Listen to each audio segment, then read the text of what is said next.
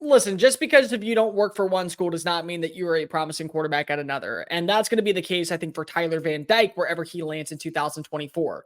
Let's talk about the former Hurricanes quarterback and what went wrong down in Coral Gables and what could go right when he lands in the transfer portal at a new location. If you are new here, welcome on into the channel. My name is Cole Thompson. I'm a radio show host based in Houston, and I love college football. I talk about college football daily. So if this is the type of content you enjoy, plus coaching searches, plus the transfer portal, bowl status, everything that you got underneath the sun, make sure you hit that subscribe button down below. Leave a comment telling me if you would like to see Tyler Van Dyke strap up for your university in 2024. Tell your friends, your family, your sister, your brother, your mortal enemies, your best of bros about this channel. And as always, let's continue to talk college football. By the way, you want to give me a follow on Twitter? It's at Mr. Cole Thompson. It's the exact same as my YouTube handle. So when you click subscribe on one, go on over to the app that Elon Musk bought and then renamed X and hit follow there. Thanks in advance. Tyler Van Dyke is weird. It's a really weird story. And I don't mean to say that to be negative. I mean that to be as completely honest as possible, because I don't think the kid forgot how to play football. I don't think for 1 second he forgot how to sling it around the yard and make it look easy, because you look at the way that he ran the offense underneath Rhett Lashley.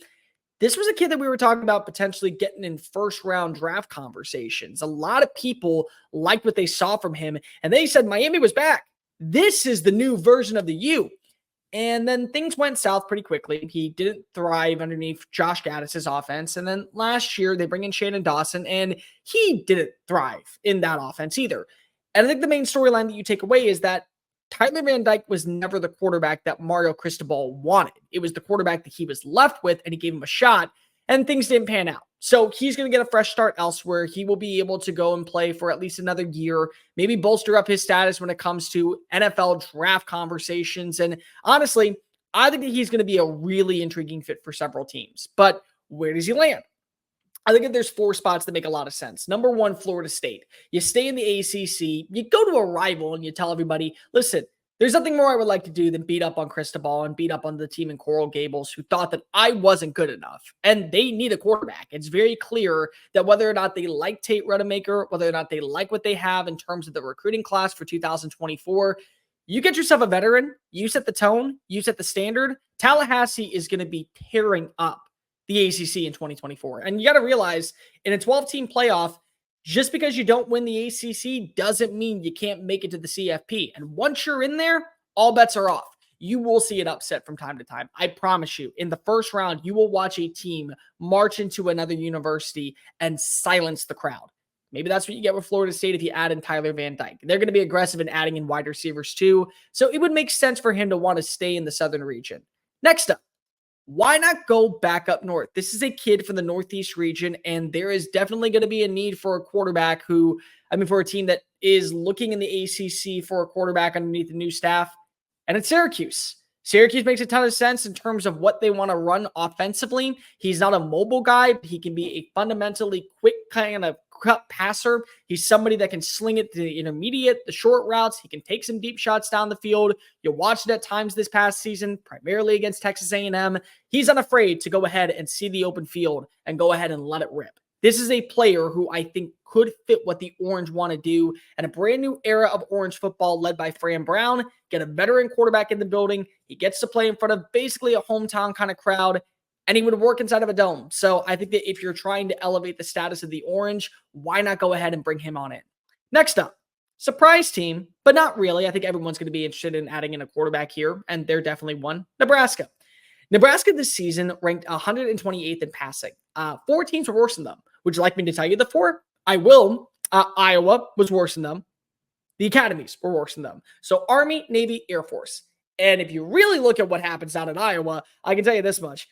They were basically an academy school this past season. And they've been an academy school since really you did not ever try to upgrade off Brian Ferentz. So Ferentz is out of a job. Kirk, please hire somebody, like anybody who knows different offensive concepts. And if you add him in, maybe you got something. They are going to be aggressive in adding in talent at wide receiver. They are going to probably upgrade their offensive line. And they feel like defensively, they're already there. But the Huskers need a quarterback. So if you were to go get Tyler Van Dyke and he ends up throwing for, say, 3,500 yards and you have a balanced rushing attack and you really hit the style of offense that Matt Rule wants to run, you're talking about a team that maybe is 9 wins next year. And 9 wins is not good enough to get you to the college football playoff, but it definitely is good enough for you to get a few upsets. And those upsets in the Big Ten will carry some weight. And maybe you're playing in a prominent bowl game. And for starters, you're playing in a bowl game for the first time in ages. This would make a lot of sense on paper. Last team to watch for, I think Mississippi State. Mississippi State needs a veteran quarterback. Jeff Lebby is coming in to a brand new school, into an area that he knows he can prosper. He was a great recruiter in the state of Mississippi while at Ole Miss. He understands the Southern region, and he spent time in Florida. So he also can land a ton of recruits from there, to where this is a team in year one sees significant growth. I don't think that we're talking about them as being a dark horse to win the SEC. I don't think anybody's thinking that, but 7-5, 8-4, that's a common occurrence out in Starkville. And I think that if you look at the style that they want to run, especially underneath a guy like Tyler Van Dyke, he fits the criteria. Jeff Lebby wants a veteran quarterback. He needs a veteran quarterback. He needs somebody who can set the tone very early on in his tenure and set a standard. And that's what you're going to get with Tyler Van Dyke. And I think that this is a really nice fit. I think that these two kind of mesh well together, like mashed potatoes and gravy. You put it on top. This is what flows throughout Starkville. And the cowbells will be ringing, and they could be ringing Tyler Van Dyke's name for a very long time if he's able to bring immense success during his tenure at Wade Davis Stadium. So those are the 4 teams that I look at. Number 1, Florida State. Number 2, Syracuse. Number 3, Nebraska. And ultimately, I think it's going to be very hard to pass up on an opportunity to play in the SEC. You almost went to Alabama last year, so why not just go ahead and head a little bit more eastbound to Starkville?